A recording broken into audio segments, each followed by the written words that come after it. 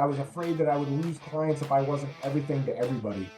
I don't recommend it for anyone, but it was interesting to roll out globally and not being able to travel anywhere. So if you wait to be ready to have kids, you're never going to have kids. There's no book that tells you how to do it. Yeah. Entrepreneurship, starting your own organization is the same way. I'll tell you, it is the most rewarding work I've ever done in my career, and Mm, you would be um, robbing yourself of that kind of experience if you don't just at least give it a try, a real try. mm. That's not a conversation. This is a conversation. You need to talk to as many people as possible, let them know what you're doing, have the face to face interactions with individuals. And that is the only way that your true, authentic self can come across. I was actually laid off at Western Union, and that's kind of where I had made the decision that I was going Welcome to the Future Minds podcast. Well, welcome back to Future Minds podcast. I've got a very interesting guest on here today who's a CEO for Thrive Personology. Tim, welcome. to. Thank you. First of all, great to understand, first of all, anyone listening, kind of your background, where you started and how you've got to where you are today leading your own business. Yeah, it's been a long, windy road for sure. I started out in talent acquisition, a partner agency talent acquisition about 20 years ago for a government contractor. Kind of moved up through, cut my teeth on agency recruiting for a government Mm. contractor, moved into recruitment process outsourcing, where I would be kind of the point of contact in building out talent acquisition teams for organizations. Moved from there into corporate recruiting, where I got a taste of what it was like to work inside of organizations and actually hire for that organization, which Mm. was, you wouldn't think there would be a Not big change easy. there. It is a significant change. And that kind of morphed itself into doing more systems implementation. I was lucky enough to implement But Workday applicant tracking system three different mm, times in different capacities. The last one mm, being the project manager at Western Union and implementing the ATS there. Great wow. experience. Did that during COVID. I don't recommend it for anyone, but it was interesting to roll out globally and not being able to travel anywhere. So Mm, good experience there. I was actually laid off at Western Union, and that's kind of where I had made the decision that I was going to start my own organization, but it was really based in more talent acquisition support, mm, not necessarily leadership consulting or strategy. And I had a unique opportunity when I started my own company. I did some other things. I was doing a lot of other things outside of talent acquisition, and a startup reached out to me and asked if I would be willing to start their talent acquisition team. mm. And about a week into it, that kind of morphed into they needed someone to run their HR. And I moved into executive leadership within their HR, within their organization, running HR Mm. and responsible for the voice of the people. And that's where I really got the idea that I wanted to start my own organization where I felt like I could have more impact using behavioral analytics to help leaders lead more effectively with their teams, help the teams understand more effectively what their leader is trying to get accomplished from a behavioral standpoint. And Mm. yeah, off and running. Wow. That is a career and a half, right? And I'm Yeah, assuming across that way, it's not easy. And no, working for different companies, transitioning from company to company, getting steps up, it's an interesting career. And over that time, of course, like I say, it's not straightforward. What challenges have you come across the way, and what can you tell people listening for them to, not make a mistake going forward? yeah, I think having a clear direction on what you want to do and what service you provide was Mm, extremely important as I went through my journey. Once I made the decision the second time to start my own organization, my own consulting business, I frankly felt like I was just kind of all out there. I could yeah. do this and I could do that. I was afraid that I would lose clients if I wasn't everything to everybody. And I think as I went through that journey about a year into it, I started to get very clear on what I do and how I do it. And it all starts with behavioral analytics, understanding one's behaviors or team's behaviors and helping them work more effectively together, and provide leadership strategy through behavioral analytics, not just, hey, this is the way that I've led in the past, so you should lead this way, and helping people Mm, more on an intimate level of this is what's going to work for you because I understand your behaviors and how to best leverage them in the workforce. And Mm, once I got clear on that, it was kind of it felt like things got a lot easier and a lot smoother. mm, mm. It becomes more natural at that point as well, right? Where over time you've picked it up, you're not learning the different areas as well. It becomes normal to you compared to someone Yeah. that looks at the other side. They're like, how do you even do that in the first place? Yeah, I think I, I feel like when I'm working with clients or I'm going into business, I Mm, felt like I had to stick to, all right, I can run talent acquisition or I can run HR or I can do systems implementation. I wanted to, mm, as I said earlier, to be everything to everybody.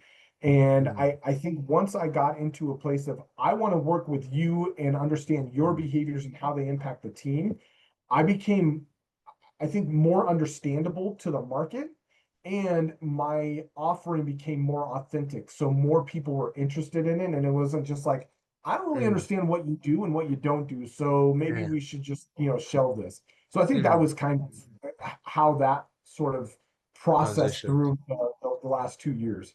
Yeah. Okay. And your business as well. I mean, I know it's all around behaviors, but anyone listening, of course, they're probably not going to understand.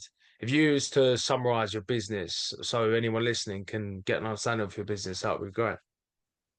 Yeah, so if you're a leader, and I characterize leaders as anyone in an Mm, organization, not necessarily a people leader, that mm, feels like they're missing the mark in terms of connecting with their team or their peers or their leadership, that is where I come in. I'm going to help you understand your behaviors on a more intimate level. I do assessments, so I give you an assessment. I do my own analysis on that assessment, as well as the analysis that comes from its predictive index for those out mm, there. That's the assessment that I use. And I help you better understand how to approach your behaviors and how to leverage them in a more effective way. mm, And from there, if you have goals that you want to accomplish, I do a lot of leadership consulting with individuals that want to accomplish goals, and I help them do that through their mm. behaviors, not just through actions or a lot of coaches will give you homework and things to do. I'm actually doing it from an authentic place of your behaviors and helping you execute against those goals based on that. Okay. How does, I mean, you working out companies' behaviors and employees that work in the company as well. How does that help the business achieve their goals? Like, what is it that you come back as a solution? Like, how does that help the business, for example? Yeah. So it really stands it really goes with the philosophy of the Mm, executive leadership team. If the executive leadership team believes that they are going to win by having the right mm, skill sets on the team, and so they go hire the right engineers, the right marketing professionals from a skill set standpoint, it mm. probably would not be the ideal client for Yeah. me. If you have an executive leadership team that says I can train people how to do what I want them to do in this organization, but I want Mm, to make sure I have the right behavior profile or the right attitude and right aptitude on it within the organization. That's the ideal client for me. And so what I do is I okay. come in and say, all right, so you have a marketing team that has this behavioral profile as a team. They have their own behavioral profile. Here's where they're going to excel.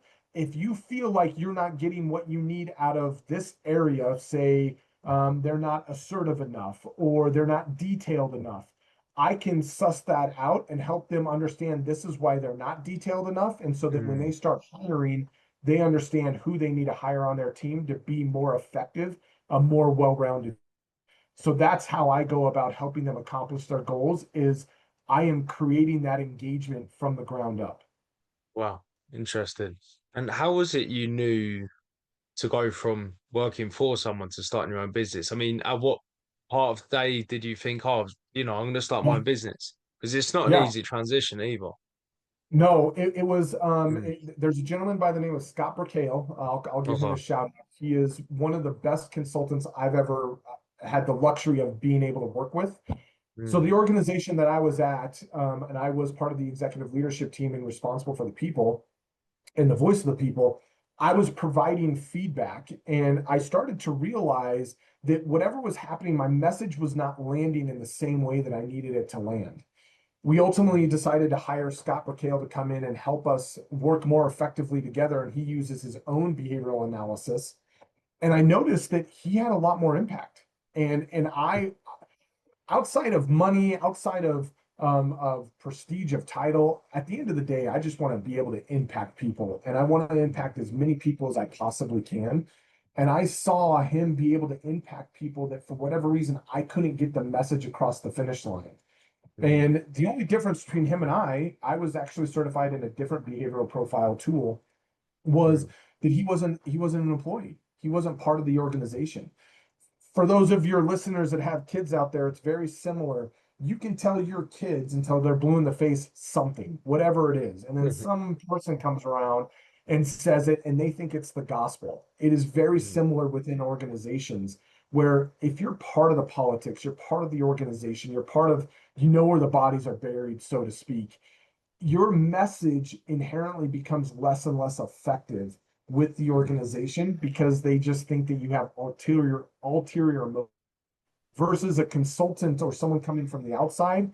They're all automatically given more, um, put more on a pedestal, and they know mm. what to do. They know how to handle people within the organization, and so they're just listened to more, hence providing greater impact. So Wow. that was the impetus of me saying, I want to do that. I Yeah, want to have more. that's my turn. Yep. Interesting.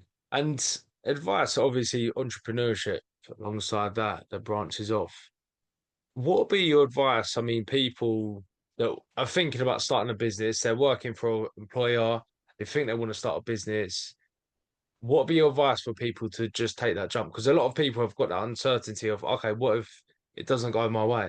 What would be your advice for anyone that wants to take that step, but they're scared to? I have a couple things. I will again kind of link it back to kids. There was, if you wait to be ready to have kids, you're never going to have kids. There's no book that tells you how to do it. Yeah. Entrepreneurship, starting your own organization is the same way. Everyone does it differently. It is not an art. I'm sorry, it is not a science. It's definitely an art. And you have to be authentic in the way that you're doing it. And I Mm, think for me, what really kind of pushed me over the edge was, you know, I'm 46 years old. I don't want to be sitting here at 56 or 66 going, man, I really wish I would have tried it.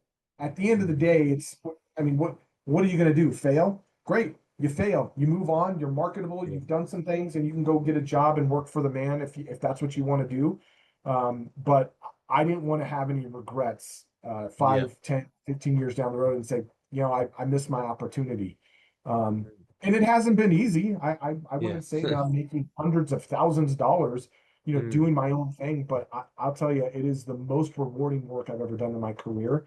And you mm, would be robbing yourself of that kind of experience if you don't just at least give it a try, a real try. mm. Yeah, 100%. I completely agree. And yeah, everyone just gets too comfortable these days where they don't want to take that next step. But I couldn't agree more. You know, you need to take that risk. If anything, you learn from it anyway, and it benefits you the long term. Absolutely. Mm, There was I can't remember the guy's name, but he said, you know, when you're born to about the time you're 18 years old, or maybe a little older, the mm, reason why life seems so slow is because you're learning new things and you're just experiencing new things almost weekly or monthly mm, or every couple months. Whereas when you get into your 20s and into your career, you start to get into your routine. You know, you get married, you start to have kids, you have a career mm, that you know what to do, and that's why life kind of speeds up, or it feels like life is moving a lot faster. mm. And so you want to slow down life, give yourself opportunities for new experiences. I've been doing this for 2 years on my own. It feels like this has lasted about 10 years. I mean, it has slowed way down because I'm learning new things and experiencing new things. And again, it's been the Mm. best decision of my life, and it's been the most scary one of my life. Yeah, yeah. What was the biggest challenge when you went into entrepreneurship? What is it that when you said this, it was scary to you? What was the scariest thing about moving on to yourself? Oh, I think I mean failure. I think is the scariest thing. I Mm, mean, while I'm someone that doesn't let the fear of failure stop me from playing the game, Mm. It is definitely there. And am I good enough? Are people going to want to buy what Yeah. I have to offer? And so there's that judge in you. But I think my biggest fear was failure, and would people really need what I have to offer? Yeah, I completely agree. And that's the thing, because you've only got yourself to learn from as well. It's all, you're going to pick up things every day. The only thing you can really speak to is ChatGPT to ask Yeah. questions. Other than that, it's almost like death game. And I'll tell you, with ChatGPT has been a massive help in my Mm. business. I have a lot of automations through ChatGPT. Okay. It helps me it helps me give more thorough analysis on Mm. individuals. It helps me build plans to then use their behaviors in order to accomplish what they need to be able to accomplish. ChatGPT has been a massive help in my so. My other advice Yeah. to people is, if you're not using ChatGPT, you're thinking about being Yeah. an entrepreneur, you better get used to learning how to use it. Yeah, for sure. How is it you think it will impact your business down the line with how quickly it's advancing as well? Yeah, I think people have a little bit of an insecurity, even me to some extent, that ChatGPT will replace the human contact. Yeah. So you could put in someone's behavioral profile into ChatGPT and say, print me out an analysis on this individual. And I can do the same thing, but the way that I interpret it based on my education, based on my certifications, and present that back and be able to land that with the individual that's sitting across from me, either virtually or face to face. Nobody can do that. No one can do it the same way I do it. You can go put it in there, but the way that you deliver it's Yeah. going to be different than me. So while it does help and bring, I think, your ideas more to light, how I specifically deliver that to the Mm. individuals will never be replaced by ChatGPT. Mm. But it does make my ability to analyze and to create individual plans, if you will, Mm. a whole lot quicker than Mm. if I were just to be writing it out on my own. Yeah, saves a lot of time for sure. But A lot of like you time. say, you can't remove that people element.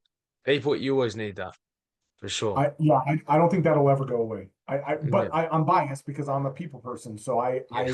I find the value in it. So There's am I. plenty of people in the world that do not, and Yeah. they're like, I don't need to ever talk to anyone again, and that would Mm. be okay with them. Yeah. I don't think that that's the way the world will go round over the Yeah. next 10, 15, 2500 years. Yeah, I agree. And so anyone kind of starting off in, this generation with ChatGPT, with apparently jobs being taken and stuff, what would be advice for anyone starting up? Connect with as many people as possible. So I do Mm. think that's what's lost in the, in the phone era, Yeah. and just everything that's Zoom with COVID that happened, and everyone is so used to this. Um, I'll have I work with a lot of people, and I'll say, hey, did you have a conversation with someone? Yeah, we had a conversation. And what that means to them is I texted them, or I sent them a Teams, Yeah. or I emailed them. That's not a conversation. This is a conversation. You need to talk to as many people as possible, let them know what you're doing, have the face-to-face interactions with individuals. And that is the only way that your true, authentic self can come across, so that people will want to use you, whatever service you're selling, whatever you're trying to do. It is about you, and you being able to give something to somebody that no one else can give. And the only way to do that is not through text, not through email, not through a Mm. newsletter. Yeah. It's through this type of contact. So Yeah. reach out and connect and network as much as you can. I completely agree. And I think that's where this generation has kind of lost it, where it's all, people are stuck to their phones. They lose the people element as much, less of the communication skills and more social media, Instagram, Facebook, the rest. And that's where I think there is skill gaps in the market where people have lost that people element. Yeah, lost. And you said this generation, but I've actually experienced it in all generations. Whoever Mm. is used Yeah. or used to their phone or addicted to their phone, are using it in a way where they they're just so focused on what's going on here rather than Yeah. what's going on here face to face. Mm. And if you can find a way, we're never going to get rid of technology. We're never going to get rid of phones. Our lives are so Yeah. dependent on it these days. But if you can find a way to make the person feel like you're connecting with them on a more, I'll call it intimate level, Mm. you are going to be ahead of the game versus I'm just going to send out newsletters to 1,000 different people who, frankly, they're going to delete them and ignore them, and it's a waste of time. Yeah, I completely agree. Completely agree. Tim, it's an absolute pleasure having you on today. I think, your Yeah, story and your advice as well for anyone listening is absolutely spot on. So it's an absolute pleasure. yeah, Luca, I really appreciate you having me. This has been exciting. I love having these conversations, and I wish you the best of luck. And if there's ever anything I can do for you, please let me know. Oh, appreciate it. Speak to you soon. Cheers, Tim. Yeah.